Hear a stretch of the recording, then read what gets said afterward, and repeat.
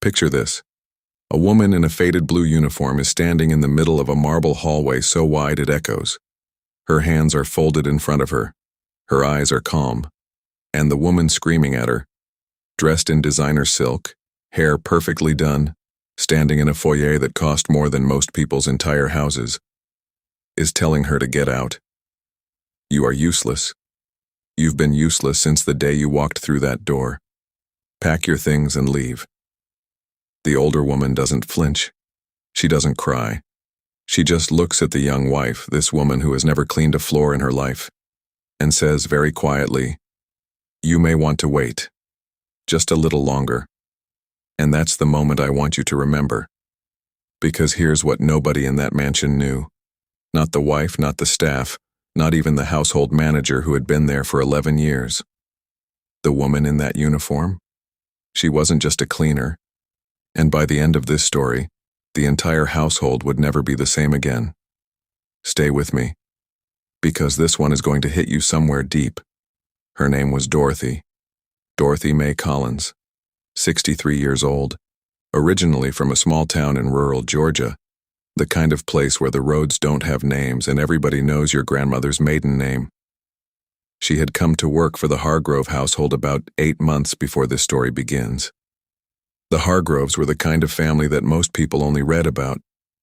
Richard Hargrove III was the founder and CEO of Hargrove Capital, one of the most aggressive private equity firms on the East Coast. His net worth had been reported in financial magazines at somewhere north of $4 billion.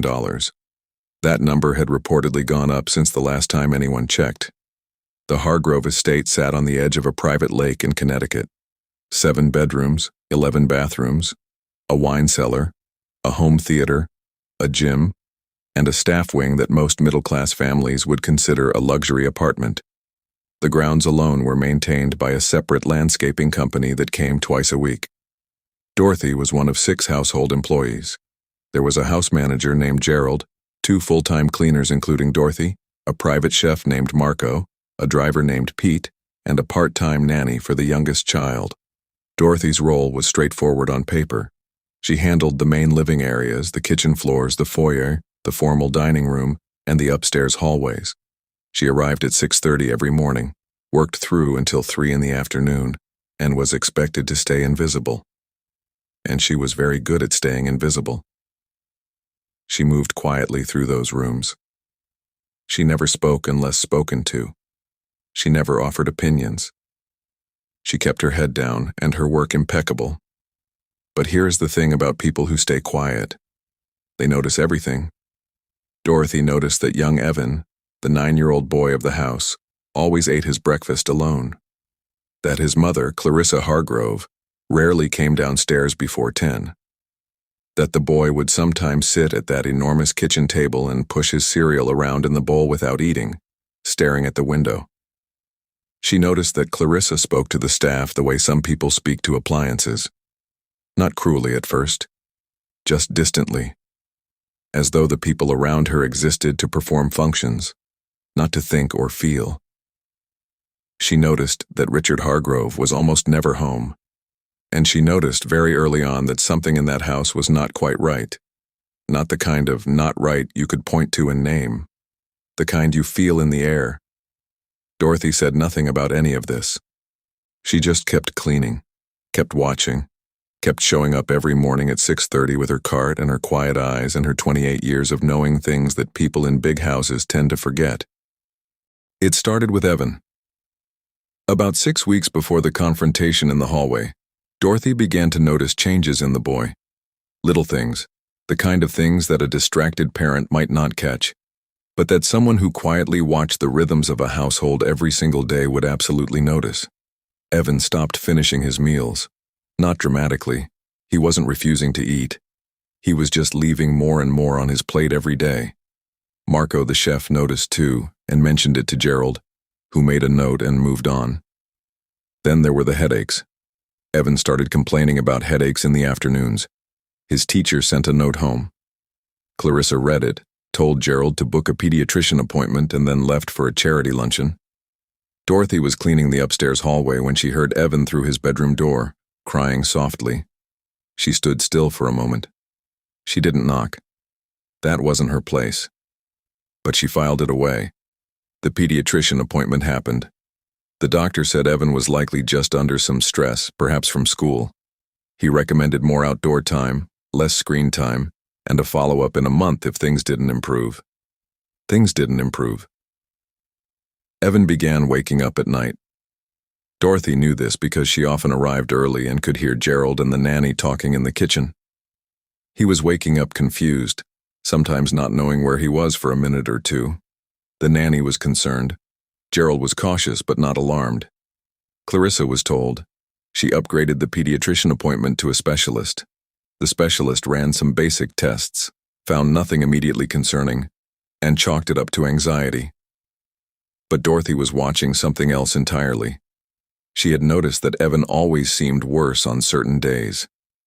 Specifically, on the days when Clarissa held her regular social gatherings, the book club, the design committee meetings, the informal cocktail hours with her circle of friends.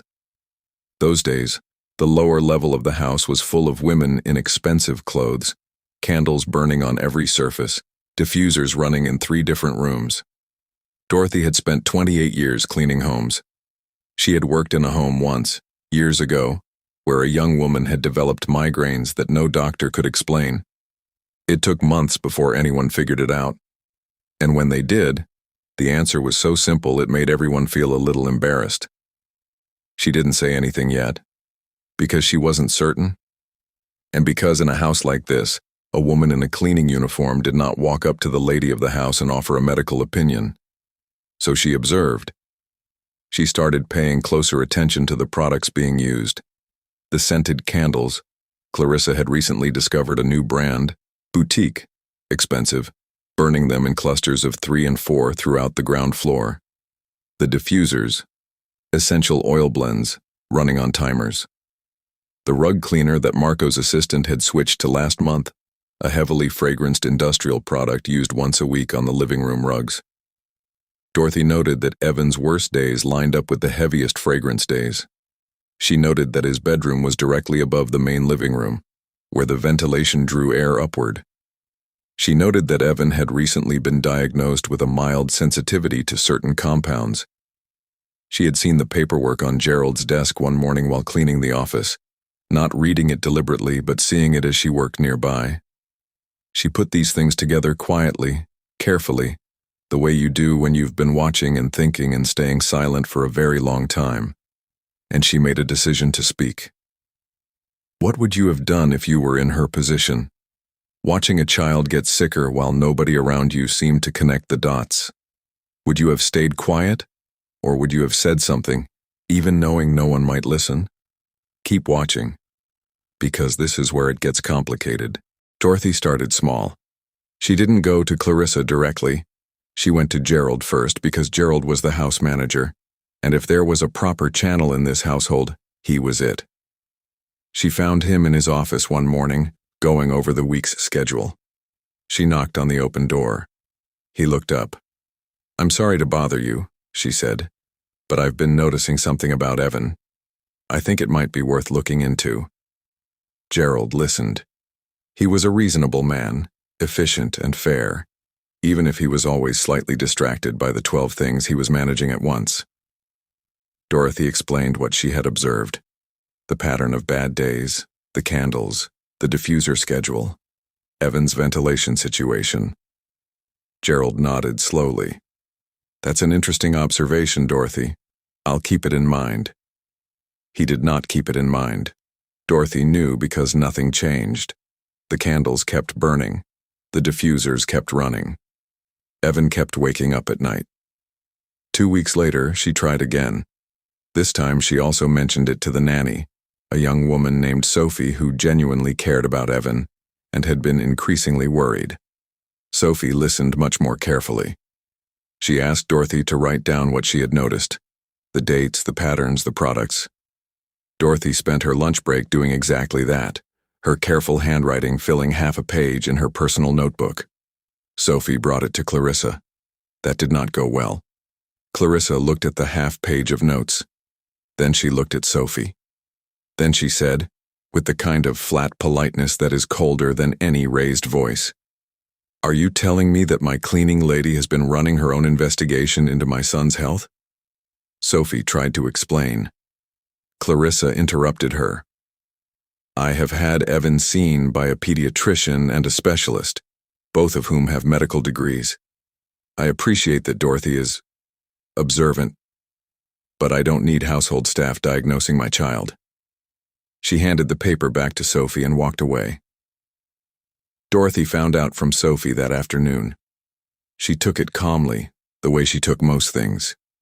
She thanked Sophie for trying. She went back to her cart and kept working, but she didn't stop watching.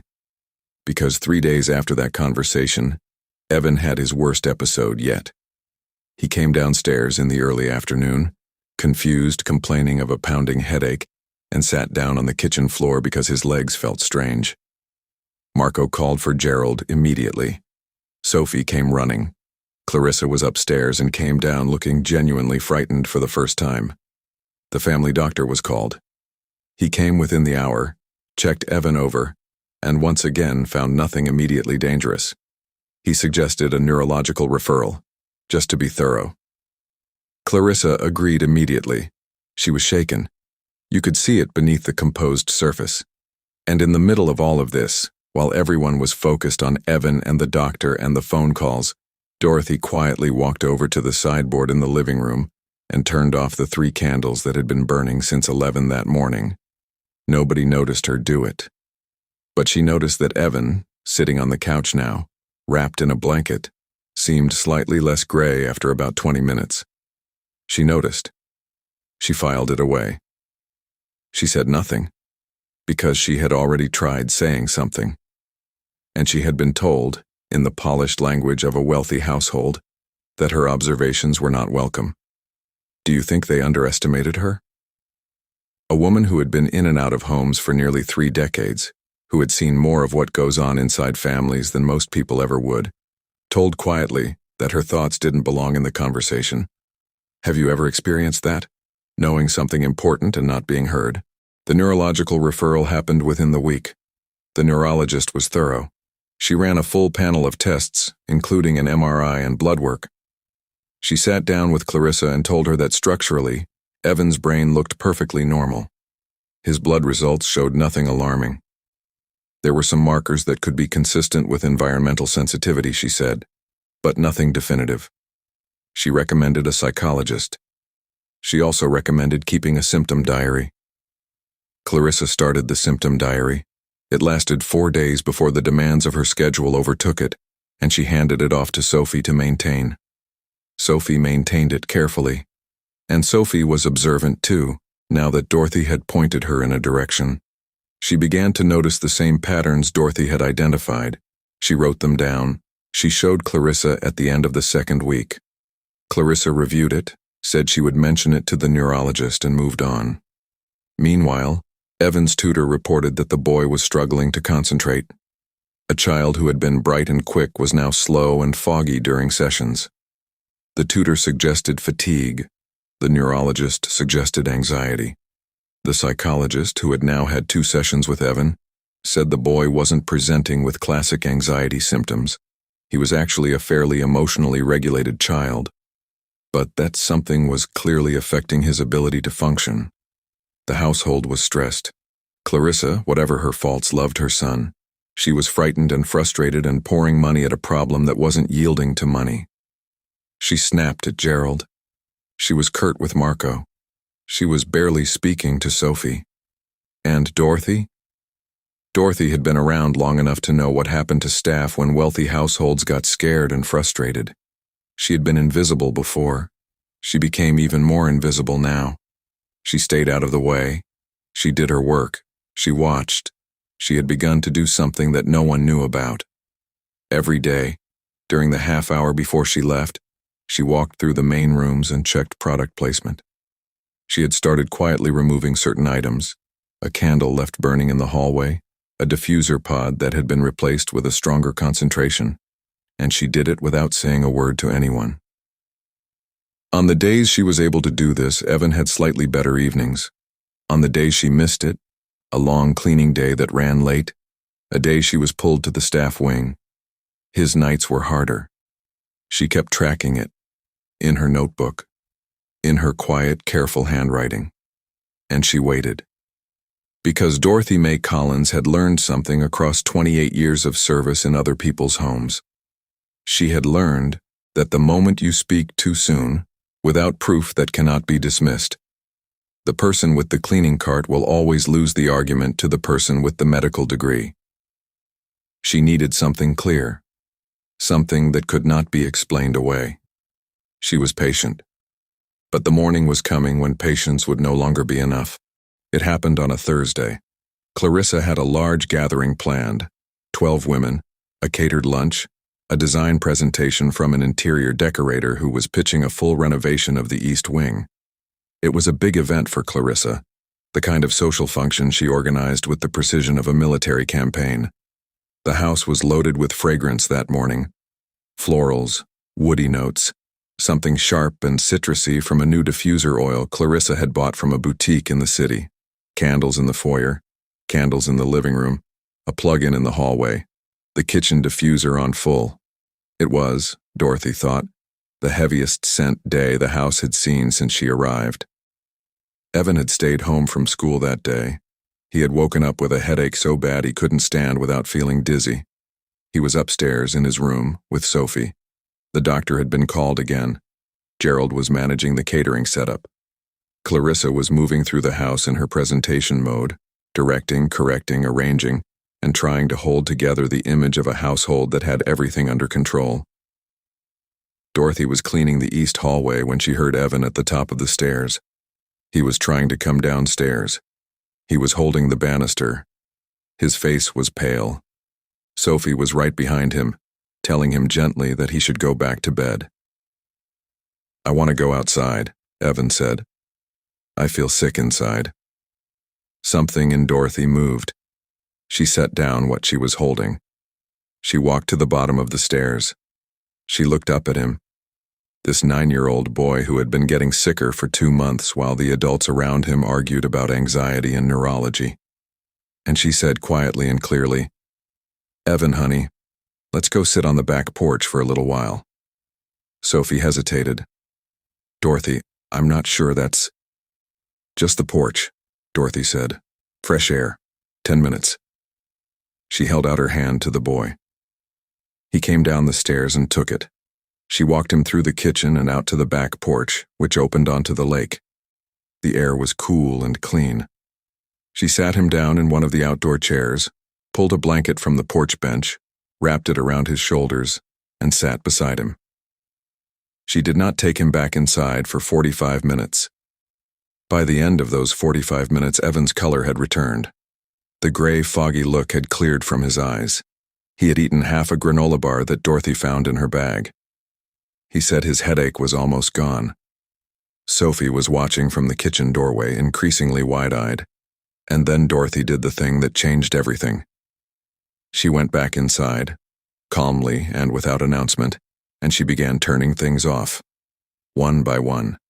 The diffusers, the candles, the plug-in in the hallway. She carried the candles to a cabinet and closed the door. She opened 2 windows in the living room. Gerald saw her. He started to say something. "Gerald," she said, and her voice was so steady and certain that he stopped mid-sentence. "I need you to look at something before you say anything." She took out her notebook. She had been keeping records for 6 weeks. Dates, times, fragrance levels, Evan's symptoms, columns, patterns, correlations. Clear as day on those pages, in the handwriting of a woman who had nothing to gain from any of this, except the knowledge that she had done what was right. Gerald looked at it for a long moment. His expression changed. Have you ever seen someone completely underestimated like this? Someone who was doing the real work, the quiet, careful, unglamorous work, while everyone around them looked past them like they weren't even there? This is the part where everything came together. Gerald took Dorothy's notebook and walked into the main living room, where Clarissa was mid-conversation with her interior decorator. He apologized for the interruption. He placed the notebook on the table in front of her. "I think you need to read this," he said.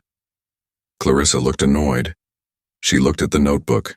She looked at Gerald's face, and something in his expression made her pick it up. She read it slowly. The room was quiet, except for the distant sound of Evan's voice outside on the porch, talking to Sophie. When she finished, she didn't say anything for a moment. Then she asked Gerald to call the neurologist and ask her specifically about chemical sensitivity and volatile organic compounds in enclosed spaces, a question that Dorothy had written on the last page of the notebook in a neat, small hand. The neurologist called back within the hour. She said that what Dorothy's notebook described was consistent with a sensitivity to VOCs, volatile organic compounds found in heavily fragranced candles and synthetic diffuser oils, particularly in poorly ventilated spaces. She said it was significantly underdiagnosed in children. She said the ventilation pattern Dorothy had identified, Evan's room pulling air from below, was exactly the kind of detail that was easy to miss. She said she wished she had known to ask about it sooner. There was a long silence when Clarissa put the phone down. What she didn't know yet, what she was about to find out, was something else about Dorothy entirely, something that explained not just what she knew, but why she had kept a notebook in the first place. Dorothy, when Gerald later asked her directly, told him simply, she had done this before. In her second year of domestic work, she had worked for a family where the youngest daughter had been sick for almost a year before Dorothy noticed a pattern with the home's cleaning products. She had gone to that family's doctor herself, on her own time, on her lunch break, and described what she had observed. The doctor had taken her seriously. They had identified the source. The little girl had been fine within 3 weeks of removing it. Dorothy had never forgotten. "I keep a notebook in every house I work in," she told Gerald quietly. "Not because I'm looking for problems, because I've learned that the people who move through a house every day see things that other people miss. And sometimes those things matter." Gerald stood very still. Then he said, "You should have told us sooner." Dorothy smiled just slightly. "I tried," she said. Clarissa came to find Dorothy that evening. Evan was outside on the porch again, this time with significantly better color, eating dinner in the fresh air because Dorothy had suggested it might be a good idea for a while. Clarissa found Dorothy in the laundry room, folding linens with the same calm she brought to everything. She stood in the doorway for a moment before Dorothy turned around. "Dorothy," she said. Dorothy set down the linen in her hands and waited. What followed was not a dramatic speech.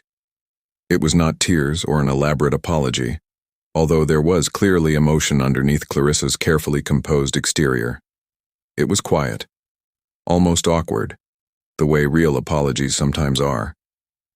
"I dismissed you," Clarissa said. "Twice. You came forward and I handled it badly. And while I was busy dismissing you, my son kept getting sicker." Dorothy listened. "I'm sorry," Clarissa said. "That's not a word I use a lot.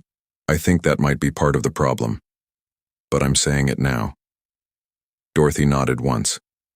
She didn't say that it was fine, because it hadn't entirely been fine. She didn't say that it was all in the past, because it wasn't the past, it was last week. She said, "I appreciate that, truly." Clarissa stood there a second longer. Then, "Is there anything you noticed that I should change? Not just for Evan, in general, about how this household operates?" It was perhaps the first time Clarissa Hargrove had ever asked a member of her household that question. Dorothy thought about it for a moment. "Listen a little more," she said. "The people who work in your home see a different version of it than you do. That version is worth hearing sometimes." Clarissa looked at her for a long moment. Then she nodded. "I'll try," she said. Within 2 weeks, Evan was noticeably better. The neurologist confirmed that removing the fragrance sources and improving the ventilation in the lower level had made a measurable difference. She documented it as a case study she wanted to write up for a medical journal, with the family's permission. She mentioned Dorothy specifically. The entire household shifted in a subtle but real way. Gerald began holding brief weekly check-ins with all staff, including a standing invitation to raise anything they had noticed about the property or the family's well-being. It was a small change, but it was real. Clarissa didn't become a different person overnight. That's not how people work, and this story doesn't pretend otherwise. But she became more present. She started having breakfast with Evan. She asked Sophie what he talked about during the day. She started coming downstairs before 10. And Dorothy? Dorothy kept doing what she had always done. She arrived at 6:30. She moved through those rooms with her cart and her quiet eyes. She kept her notebook. But there was something different now. When she walked into the kitchen in the morning and said good morning, people looked up. They answered. Sometimes they asked how she was doing. It sounds like a small thing, but if you have ever been invisible in a room full of people, you know it isn't small at all. There is something that stays with you about Dorothy's story. She wasn't looking for recognition. She wasn't trying to prove anything. She was just doing what she had always done, watching, thinking, caring about the people around her, and writing things down in a notebook that no one asked her to keep. And because she did that quietly, for years, across many households, a little boy got better. The people we overlook are often the people who see the most clearly, the ones who keep their heads down and their eyes open, the ones who notice what nobody else thinks to look for. That's the real confession in every story we tell here at Untold Maid Confessions. The truth is always in plain sight. You just have to stop and pay attention to who's been standing in the room all along. If this story moved you, hit that like button right now. It genuinely helps us share stories like this with more people. And if you haven't subscribed yet, tap that subscribe button and ring the bell because we tell one of these every week, and you do not want to miss what's coming next. Drop a comment below and tell us, have you ever been in a situation where someone overlooked you, or where you noticed something important that no one else seemed to see? We read every single one. We'll see you in the next confession.